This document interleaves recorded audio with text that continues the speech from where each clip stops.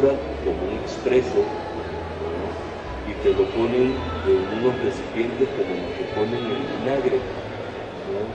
Y cuando tú pides un café, lo que te ponen es ese recipiente de vidrio con esa esencia de café y te ponen agua caliente. Entonces uno diluye esa esencia en esa agua caliente y eso es lo que le brindan a uno de café, ¿no? Creo que aquí en México en algún momento lo vi. Ese tipo de prácticas que son muy comunes para el sur son esas cosas, ¿no? Porque usted sabe el tiempo que eso conlleva estar allí 1 o 2 días. Se llaman grecas en México. Okay. Entonces sí, no estaba equivocado, aquí también se practica. No, a mí en lo particular no me gusta. Sí, es una infusión, una sobreextracción, ¿no? Y la verdad es que sabe horrible, perdón, pero la verdad. Los cambios físicos son claramente reconocibles y fáciles de medir en cuanto al color, tamaño, forma y peso. Los cambios químicos son más fáciles de monitorear, pero pueden ser separables y analizables y luego controlables vía observación y experiencia. Miren, yo hago en mi café unas pruebas muy prácticas que hago para saber qué tengo. Luego de que cato mi café, trato de determinar sus características de sabor y entonces hago un análisis de suelo, hago un análisis foliar y le hago un análisis químico al grano. ¿Y por qué hago esos 3 análisis? ¿No? Porque, por ejemplo, si nosotros le ponemos al café, le encontramos mucha dulzura, ¿no? Esa dulzura porque viene, ¿no? Esa dulzura normalmente viene, ¿no? Porque el nitrógeno y el potasio afectan esas características en la taza. Y si yo entonces busco en la correlación de la cantidad de potasio, sobre todo que tiene la planta en el suelo, la cantidad de potasio que tiene la parte foliar de la planta, y veo la parte de potasio en el componente químico del grano, si es muy bajo, entonces algo está fallando en mi trabajo en campo. Entonces ya yo puedo recomendarle a mi técnico, mira, hay que incrementar la cantidad de potasio porque el café no me está sabiendo lo suficientemente dulce, ¿no? Entonces hay que meterle más potasio y en la composición de mi fertilizante lo que hago es meterle más potasio y fundirlo con más potasio, ¿no? Entonces es un poco oneroso, lógicamente no todo el mundo lo hace, ¿no? Pero en el caso, porque soy investigador, sí lo hago porque yo quiero tratar de determinar y de entender qué yo tengo en mi taza, ¿no? Y para yo poder determinar que yo tengo una taza, entonces yo hago una correlación y sobreexpongo un análisis sobre otro análisis, sobre otro análisis. Entonces el resultado debe ser que la tierra esté bien nutrida, lo que el suelo no tenga se lo tengo yo que aportar, que por ende esa nutrición de suelo lo tenga la planta y al final que esa nutrición de suelo y planta se transmita al grano y como correlación el sabor que me da en la taza. Así de sencillo. ¿Sí?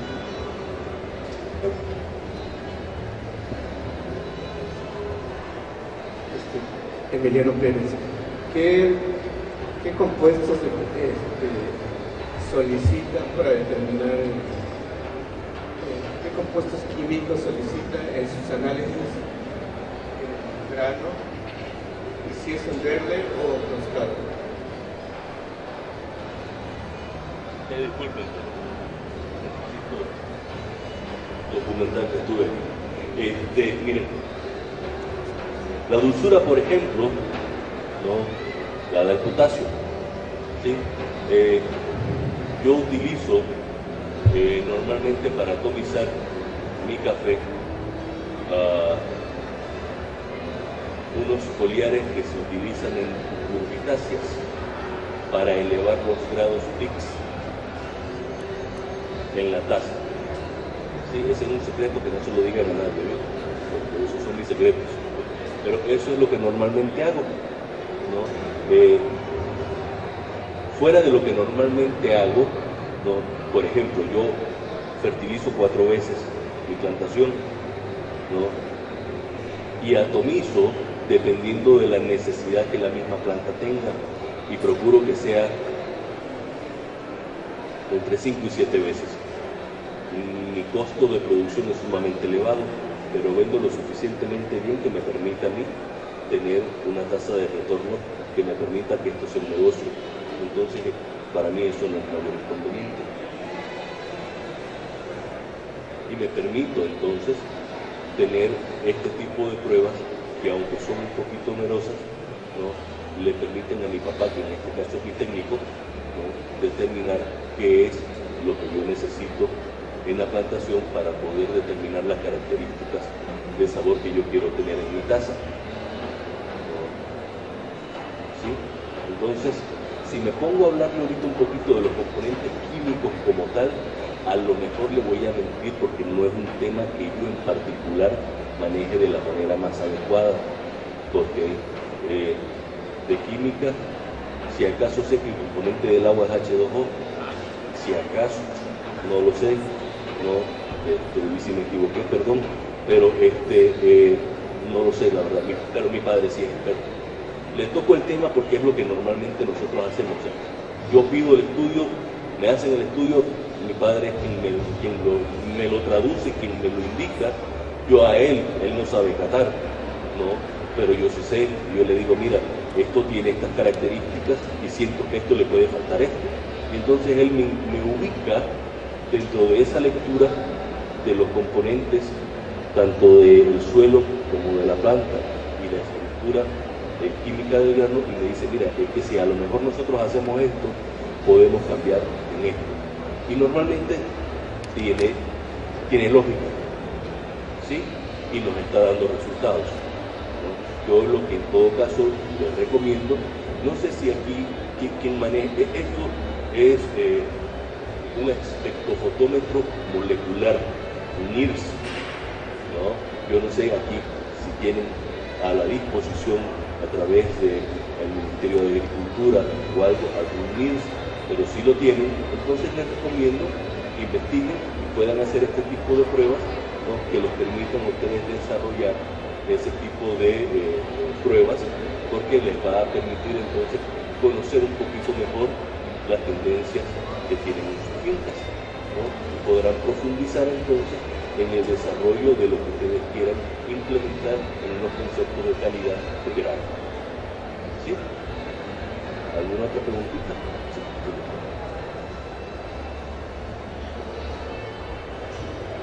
Buenas tardes. ¿Su finca es con proceso orgánico o químico o combina las dos? No estoy certificado, combino ambos, ¿no? Pero más que nada tengo tendencias químicas, ¿no? Hago compost, pero es más química, le soy bien honesto, ¿no? Mantener una certificación orgánica, para mí, en mi caso particular, no tiene sentido, porque no me permite una diferencia de precio más allá de lo que ya en este momento tengo. Entonces, económicamente para mí no tiene sentido, por eso no lo hago.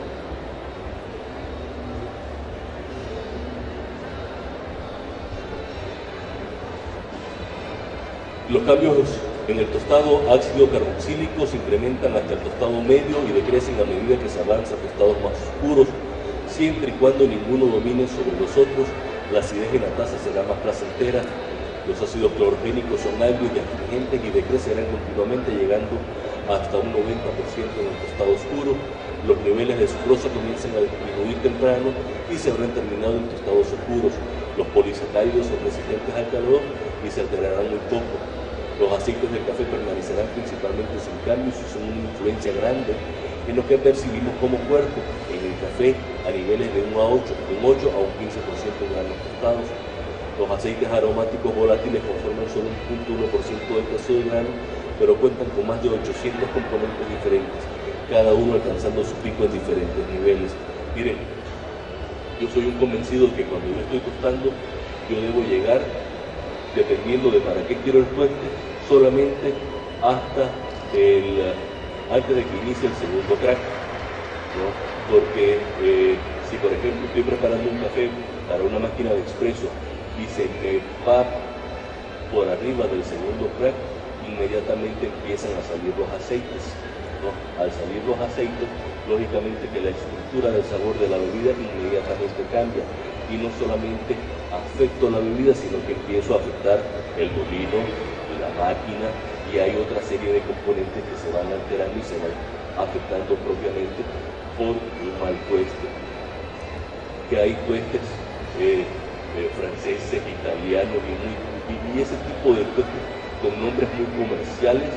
Pues bueno, eso es simplemente una metodología y una estrategia de ventas que normalmente nos han impuesto y que cada quien pues lo asume y lo entiende como mejor lo quiere entender, ¿no? Yo aquí he traído más adelante una diapositiva en donde están todos esos nombrecitos, simplemente para que tengamos un conocimiento general de cómo se conocen los tipos de tuestes de manera muy comercial, pero eso para mí simplemente es una forma muy comercial de vender los grados de tueste que no tienen absolutamente nada. La transformación de azúcares. Esta transformación de azúcares tiene un nombre que es la reacción de Maillard, ¿no? Y la reacción de Maillard pues no es más que la que se lleva a cabo cuando los azúcares simples en el café comienzan a transformarse en sustancias de color marrón.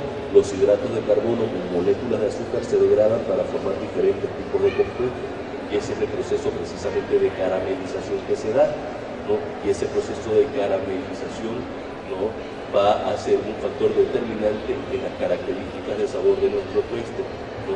Entre más alargado sea el proceso de caramelización, más dulzura vamos a tener en la taza, y normalmente este proceso de caramelización se da rondando los 5 minutos de tueste, ¿no? Y se da por 2 minutos y medio y hasta por 3 minutos.